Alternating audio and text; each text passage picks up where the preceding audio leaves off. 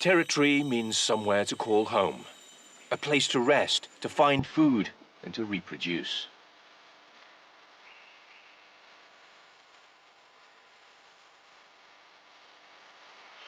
Many animals are very territorial.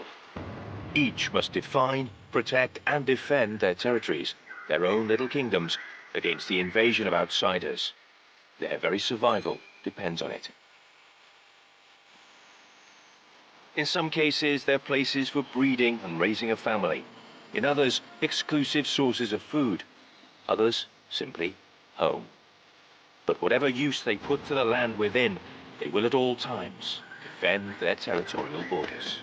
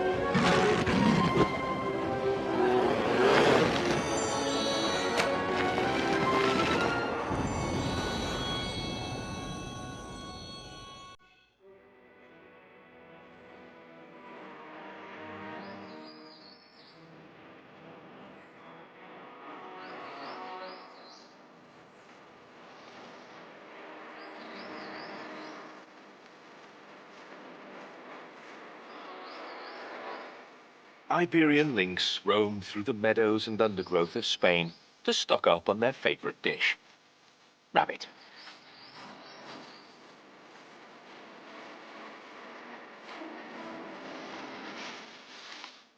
The lynx is one of the rarest felines on the planet. These lynx's territories are usually large. They need a wide area of land in which to find food and females. Each male fiercely defends his territory. It's his domain, essential if he is to eat and reproduce. And now it's time to make use of his private hunting reserve. The Iberian lynx is specialized in catching elusive rabbits. The small herbivore accounts for more than 90% of the lynx's diet. The more rabbits found in a region, the smaller the lynx's territory, and vice versa. When rabbits are scarcer, the wild cat needs a much larger hunting area. Its survival depends on the size of its kingdom and its ability to defend it.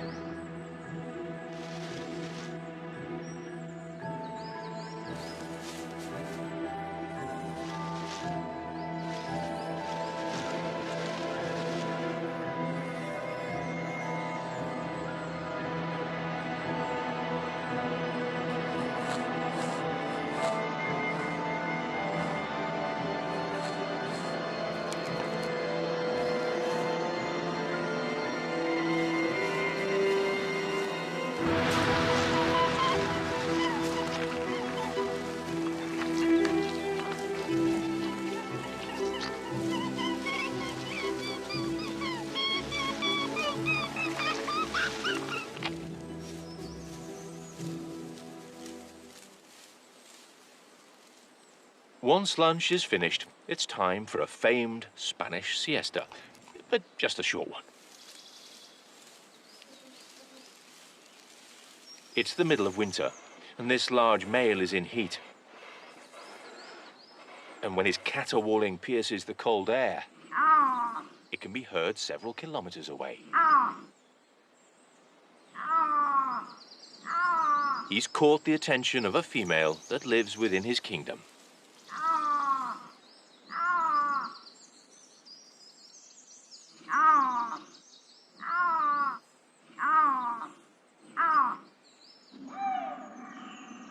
Further north, the same scene is being played out.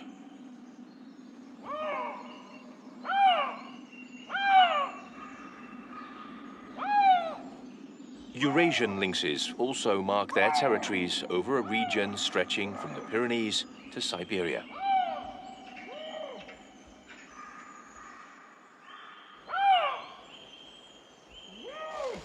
They use their long walks in search of food to confirm their borders with powerful scent markings.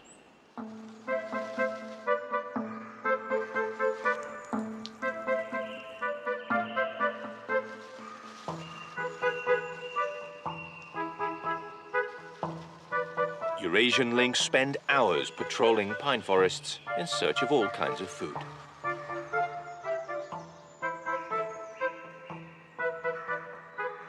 And while doing so, a male will urinate from time to time, a message that says, "This land is my land. I rule here, and the animals here belong to me."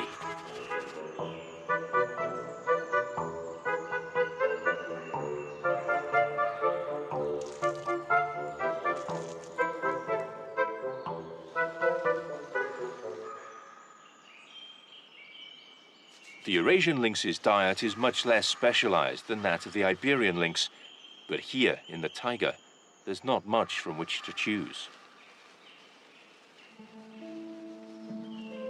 The lynx must walk a lot to find a decent chance of food.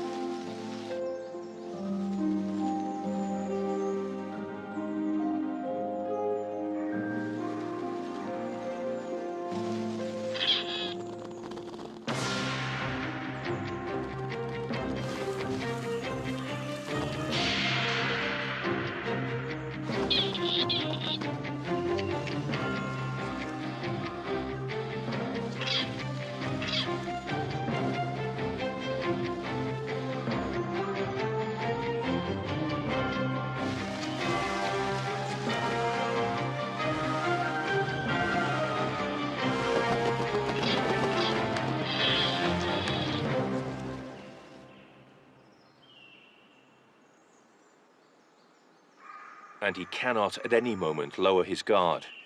His territory is in danger. Some rivals pay no respect to border signs and invade the adjacent territory.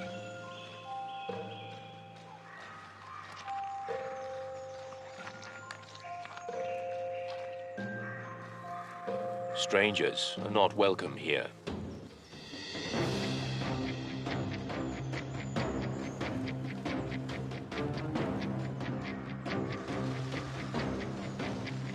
The ruler of the land must not let the invader enter.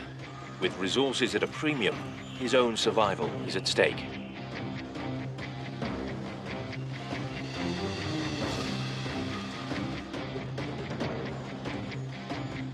The incursion of an outsider can only have one conclusion: a ferocious confrontation which ends with the expulsion of the offender.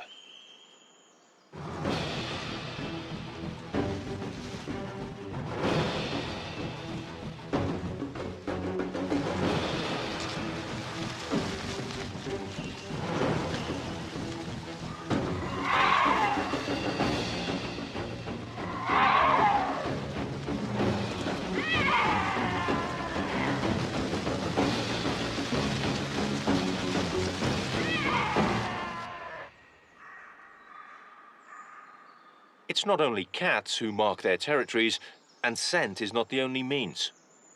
Calls and songs are also very useful for establishing borders.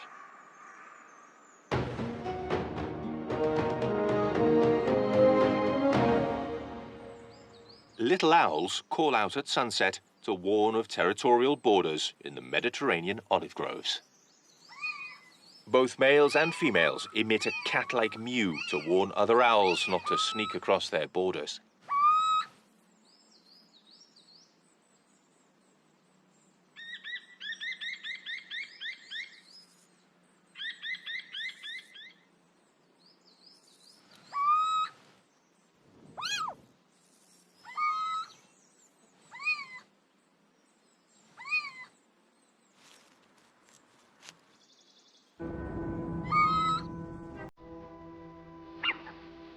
While one of the pair stands guard and calls out, the other hunts and brings food to their brood.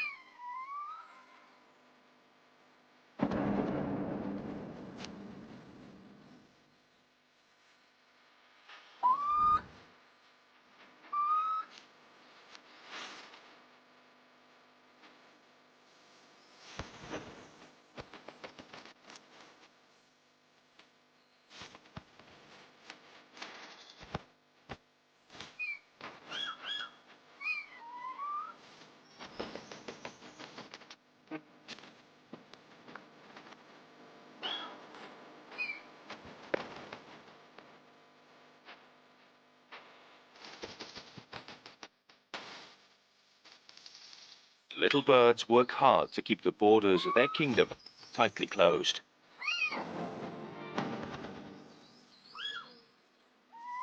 While little owls mew, a large number of birds produce powerful and melodious battle cries.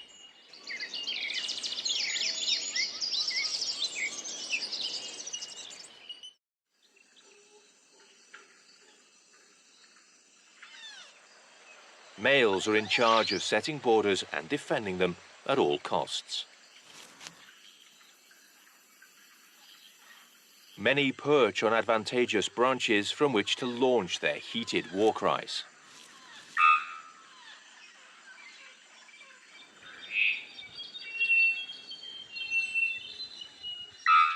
The unusual song of the three-wattled bellbird, from which the species gets its name, resembles metal being struck and can be heard up to 1 kilometer away.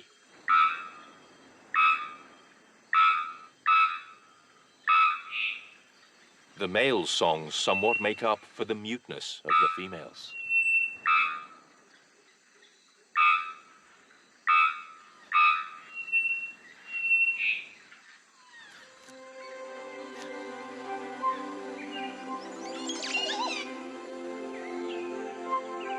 The 𝗦𝘂𝗯𝘀𝗮, a Caribbean bird, emits another peculiar sound, this one accompanied by choreography.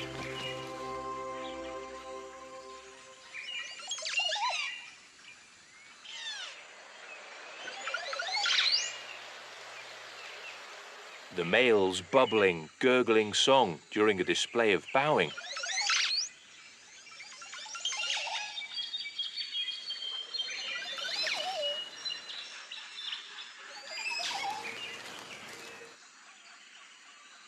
Ensures that no other males seduce the females that are part of his harem.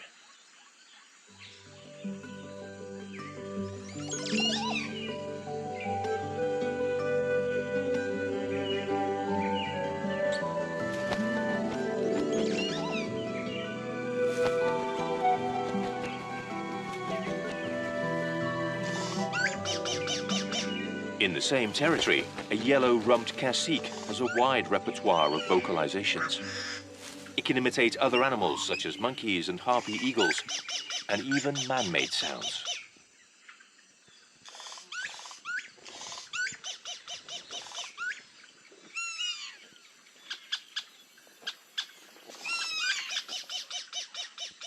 In this case, the male's song attracts females and deters other males from approaching their territory.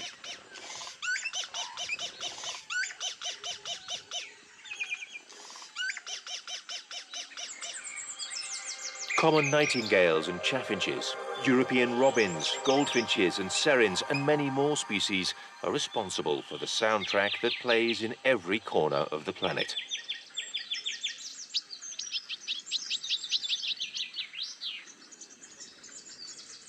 It may all be competition for territory and a mate,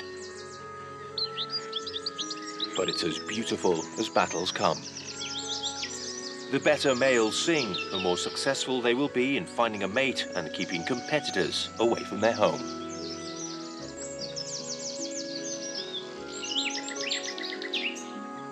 So much sonic beauty is nothing more than an unwavering war. All these birds have something in common. The extraordinary beauty of their calls is in fact both a forceful declaration of territoriality and a very audible indication of their health and strength.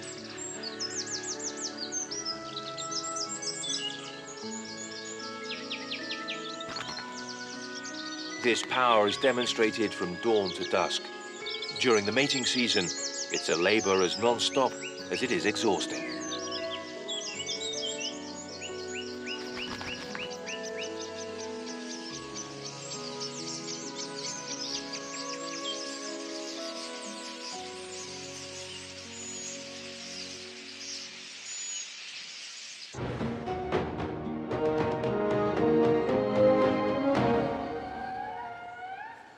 There are also mammals that maintain their borders through shouts and song. In the east of the singular island of Madagascar, as it starts to get dark, the jungle is haunted.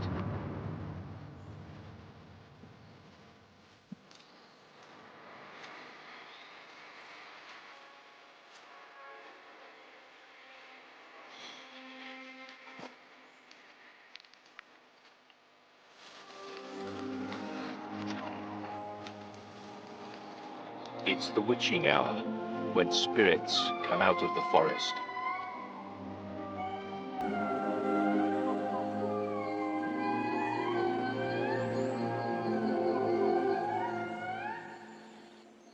Indri, the largest lemurs on the island.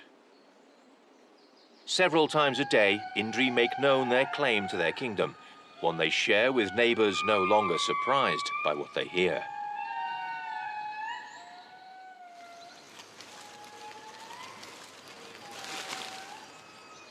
Indri live in family clans that occupy several hectares of forest.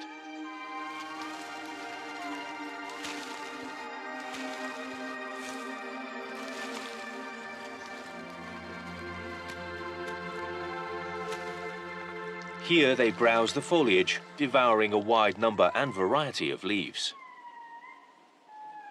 They must maintain a large territory that provides them with all the necessary food in order to survive.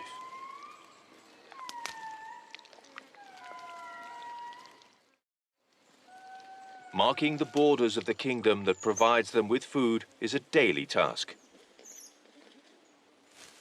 Unlike birds, it's not only the male's responsibility. In Indri society, all adult individuals are involved.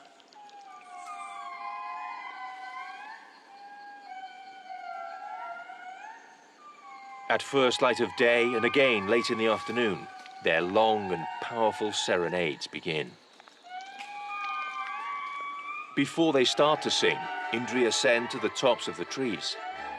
From here, they can be heard up to 4 kilometers away, and so maintain their borders without bloodshed, or even coming into physical contact with potential enemies.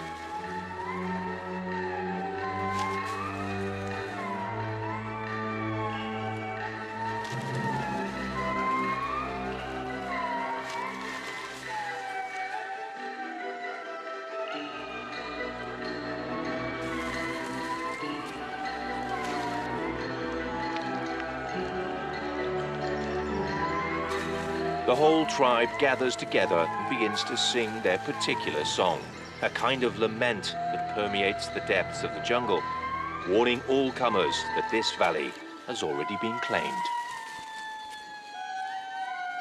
A peaceful and enchanting way of asserting clan boundaries. The Indri's songs can last for more than 3 minutes, with the length and structure of the calls varying between the groups. Each is perfectly recognizable to the other.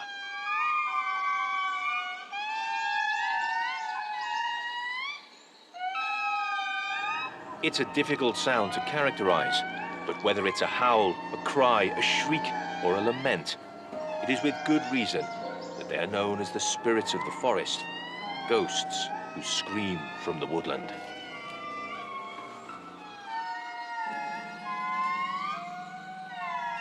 Although all the group participates, the melody itself is created by the lead singing duo.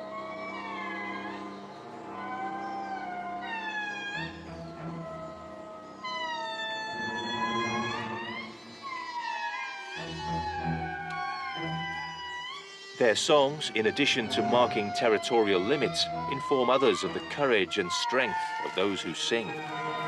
They also consolidate bonds within the group and transmit warnings.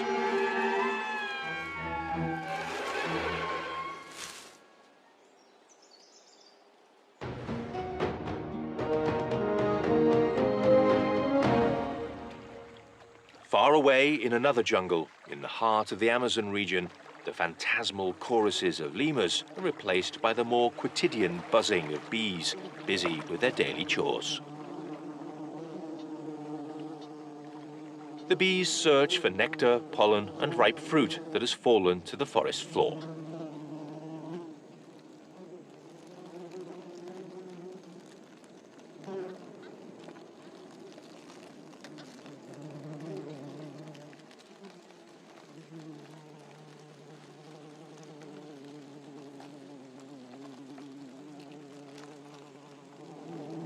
Later, they return to their hive.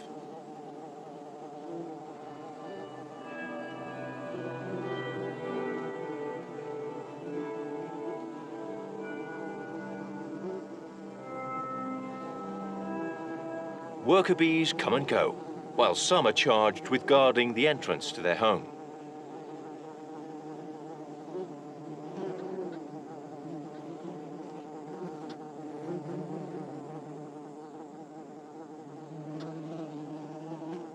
Curiously, the bees have made their hive right up against a huge tropical anthill.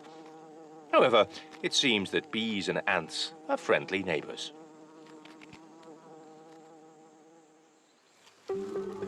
That is, until something threatens their peaceful coexistence. The branches shake as a monkey moves through them.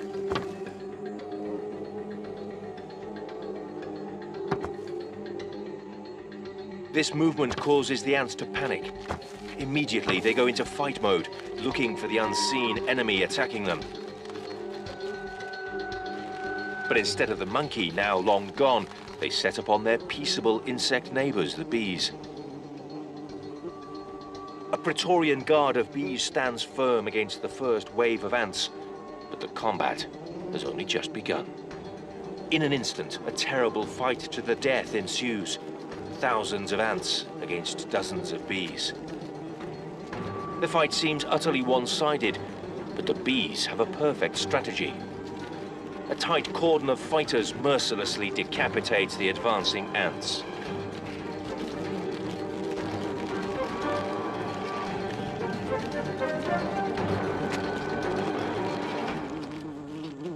With the bees forced to retreat again and again, the battle leaves hundreds of casualties on the ground. Only the passage of time seems to calm the antagonist's spirits. After a while, everything returns to normal. The bees have once again saved their little piece of the forest. But with so many monkeys in the vicinity, for how long?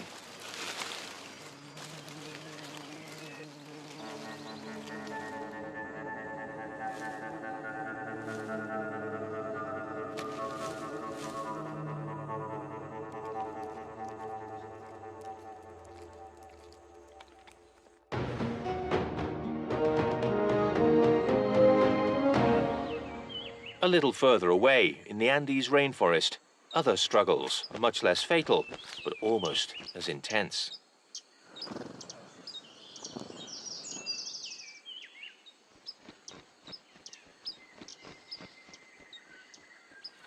𝗥𝗲𝗹𝗁𝗂𝗱, a genus of hummingbirds, bright and beautiful as emeralds, cute and small as toys, are in fact both as fast as lightning and extremely combative in temperament.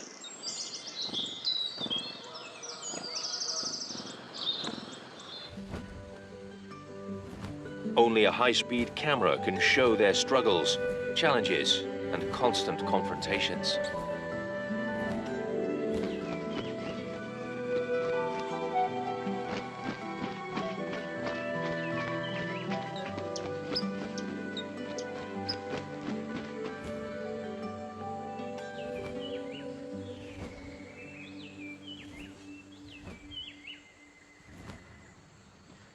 Hummingbirds have a kind of hyperactivity as a consequence of their extremely high metabolic rate.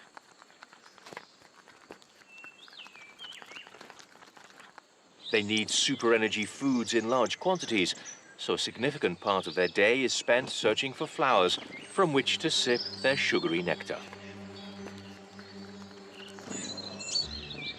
Each hummingbird rules over a number of flowers that become vital subjects in its fiefdom, without which it could not survive.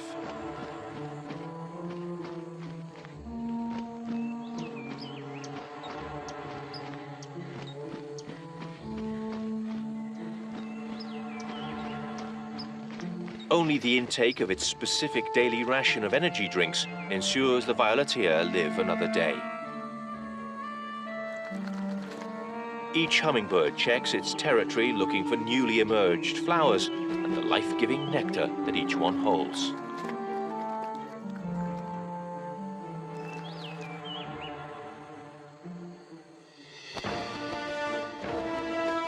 So the jungle flowers are like miniature natural gas stations, providing the tiny birds with the fuel they need to fly and defend their territory.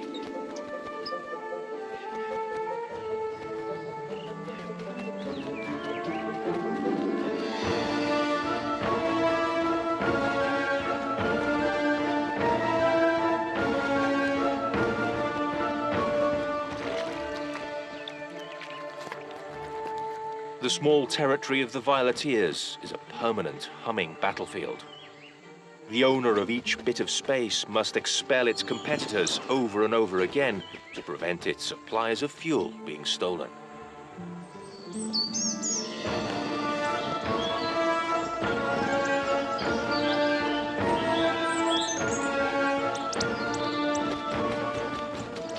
The fights to eject the freeloaders that invade territories and branches where they rest are not only incessant, they are far more violent than meets the naked eye.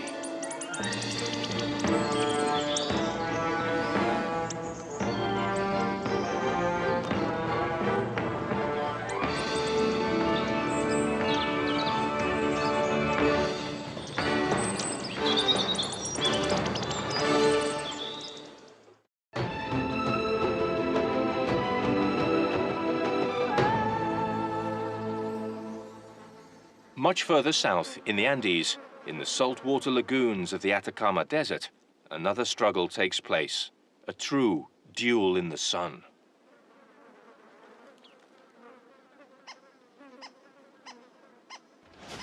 The charred shores of the brackish water are home to a strange reptile. Fabian's lizard.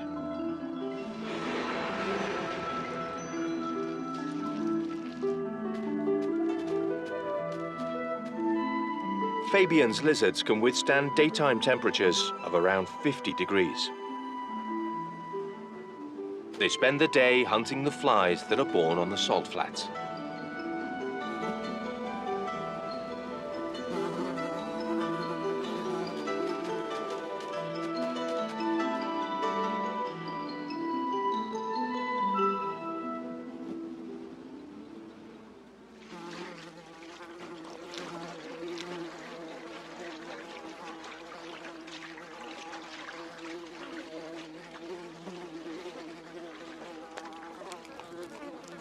And then it's time to hide in some welcome shade for a few brief but cooling moments. Fabian's lizards have small, moving territories.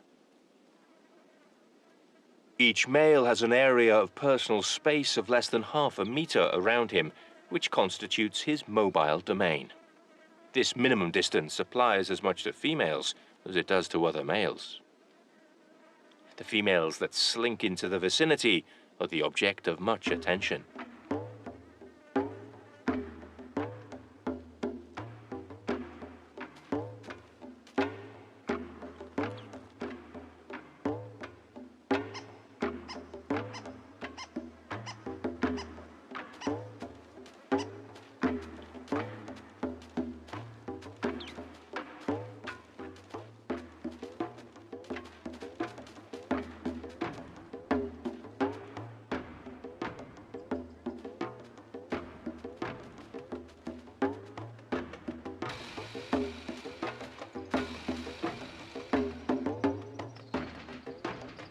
The females entice the males with a dance that often ends in a fight.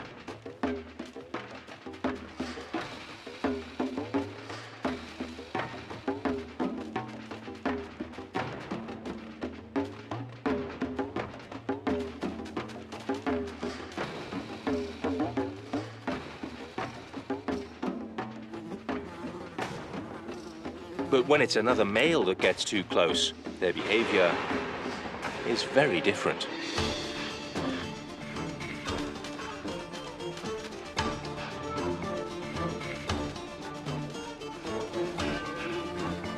The two contenders approach each other, measuring up their opponent. It would seem that war is inevitable. But colorful male Fabian's lizards have evolved a peaceful way of defending their living quarters. This duel in the sun will be decided by a dance-off. The reptiles step, inflate themselves, show their fiery colored flanks, all the while observing each other and barely even coming into contact. No blood in the sand, no one is ever hurt, but the smaller of the dancing reptiles loses, and the winner returns to his new mate.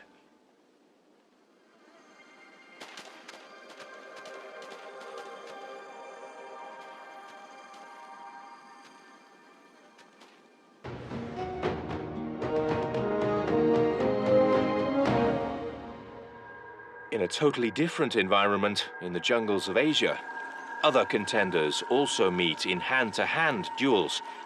These, however, do come to blows.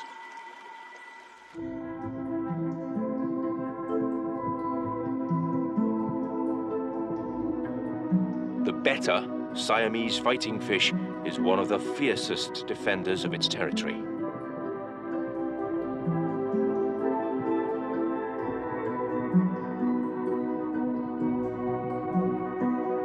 Bettas spend the wet season in large rivers and rice fields, but when the dry season arrives, they undergo some radical changes. The kingdom of betta fish is an area of barely a square meter. They often live in small pools and ponds where they move about in very little space. These are their little countries and territories. Anyone who dares approach is seen as an enemy.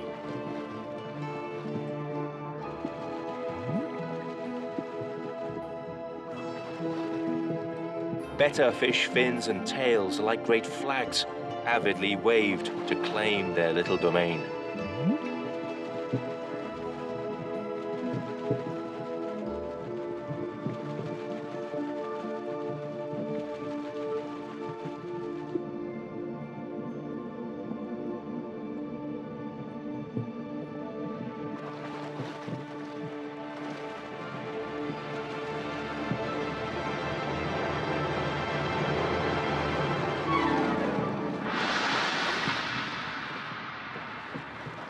Only females, much duller in color than males, are allowed to come near. As soon as one of the bright males discovers a female nearby, they spread their fins and display their vivid colors to try to conquer her and mate.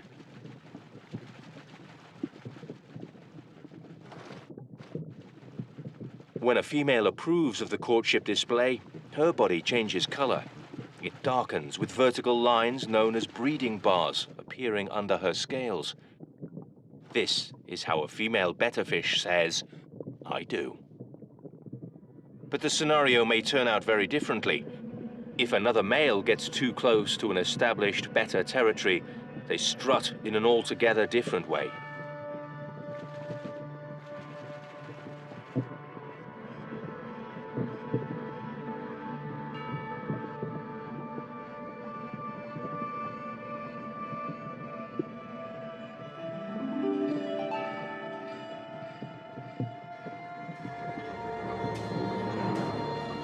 Their gills swell and they spread their fins.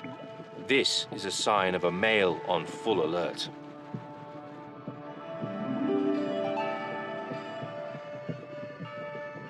If it comes about that two males actually meet, they may start to bite each other until one retreats.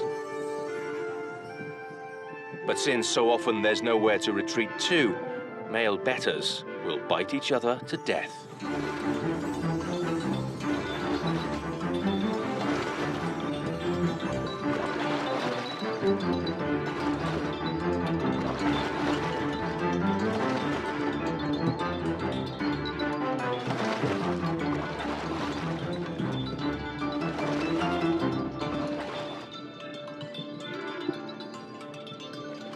This time, a rough but rapid scuffle is enough to settle the matter, although the loser will need some time to recover.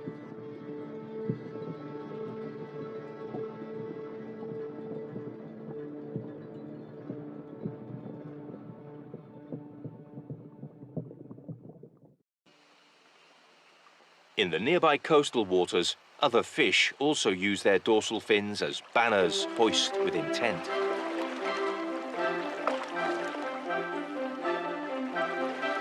Mudskippers lead strange, dichotomous lives. These amphibious fish live in muddy environments and prefer walking to swimming.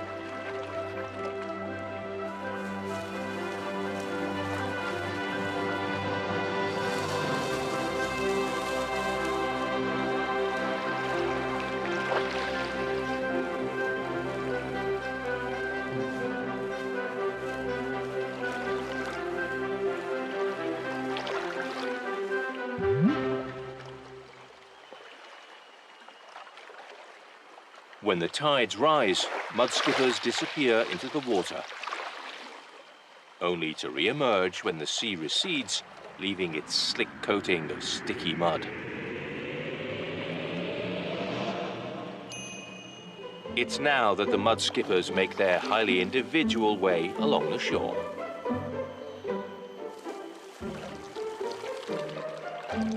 Mudskippers feed on algae and small animals in the sand, and establish their muddy little kingdoms, lasting just as long as low tide does.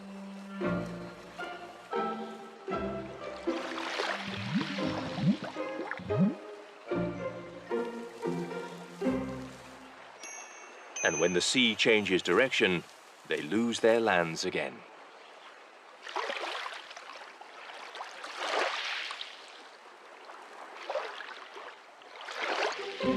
Male mudskippers defend their ephemeral estates, but their battles are not injurious or even fatal like those of the Siamese fighting fish. Mudskippers content themselves with visual duels, a war of flags. Each male raises his dorsal fin like a battle standard, claiming a portion of the beach, barely a handful of mud, where it will eat and hope to attract females.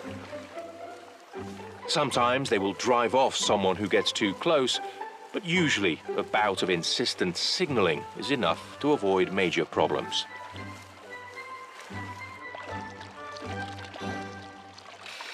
And in seemingly no time at all, after so much agitation, the sea once again erases everything for a few hours.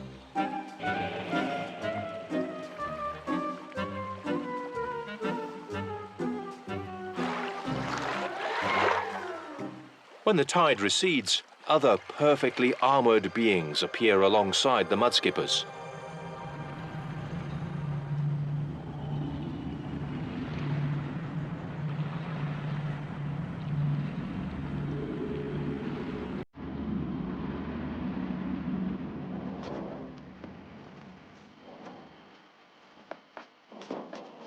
Fiddler crabs emerge in their thousands from their holes to wave their enormous claw and indicate, with hypnotizing rhythm, where the limits of their territories are.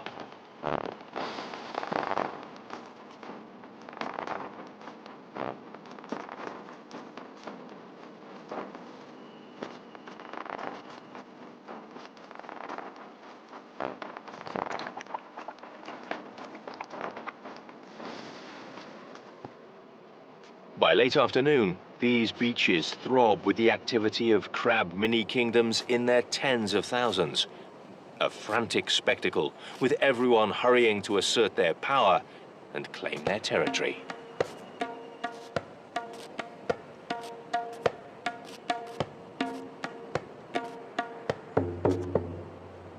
Male fiddler crabs aggressively protect their stretch of shore and their tunnels below the surface.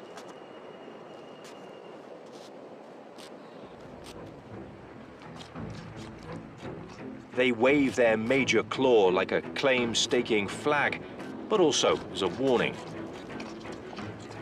They use it to show off as much as possible during fights.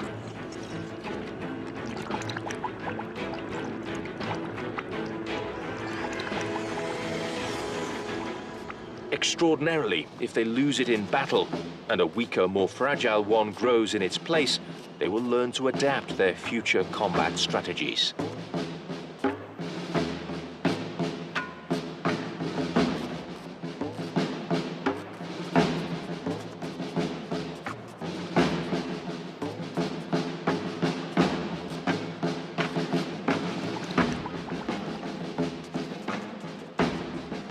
Crabs with the biggest claws win most encounters.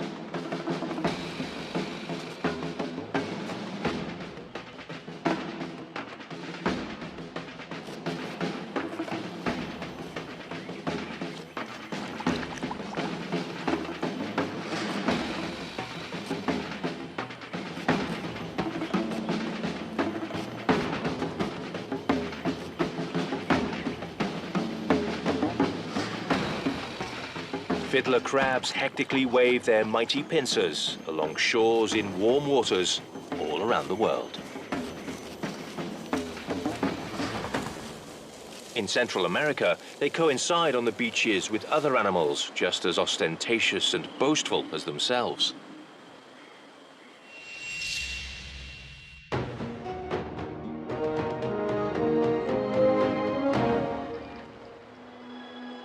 These are much larger though. Magnificent frigate birds, seabirds that call to mind qualities of certain dreaded flying dinosaurs.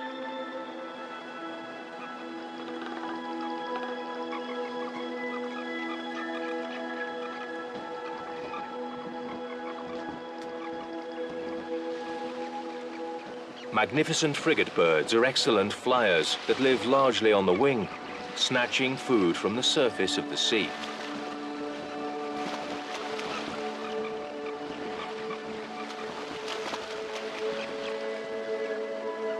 And they hate to get wet. Or rather, their plumage is not waterproof, as is the case with most other aquatic birds, so they have evolved a masterful control of fly fishing to avoid contact with the water wherever possible.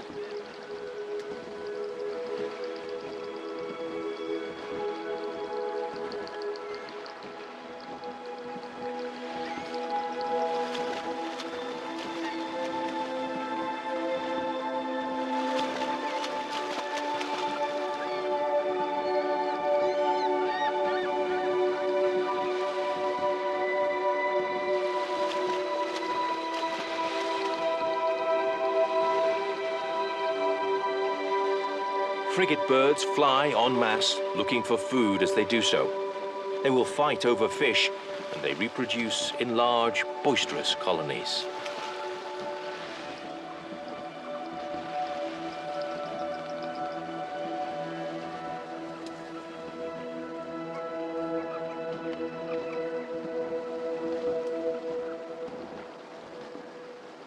During the mating season, males look for easily visible spots from which, in groups of a dozen or more, they put on dazzling shows for the females watching them from the sky.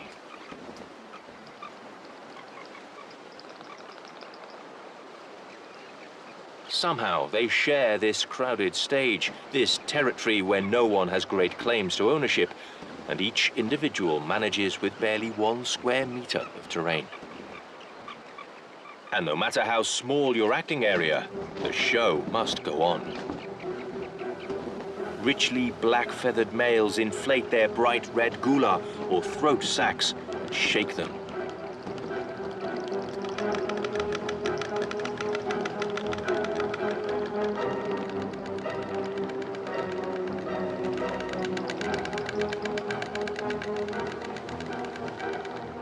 With their scarlet throat pouches inflated and trembling like a balloon, males attract the females flying above.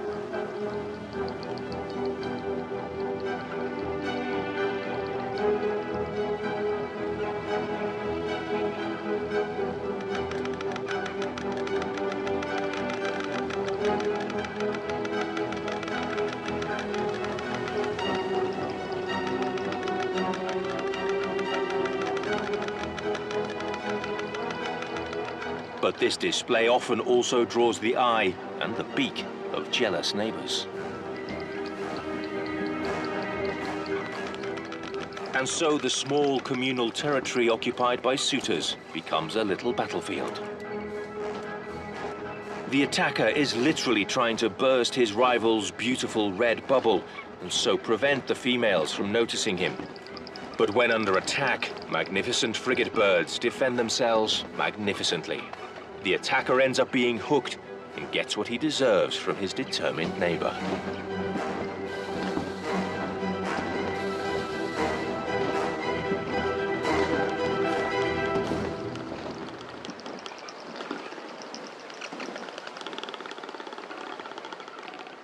In no more than 1 square meter of territory, mating couples are decided, disputes resolved, battle joined, wars won and lost.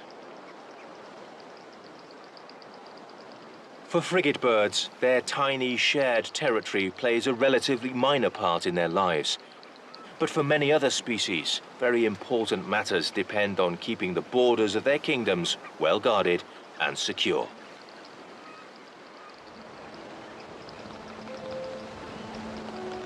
Territory is home. It may be large or small, ephemeral or eternal, but it's always essential.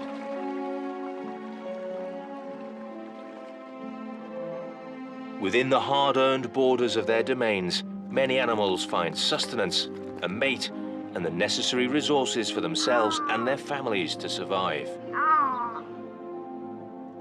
Through strident song, colorful displays, or simple fighting, animals will do everything in their power to defend their territory.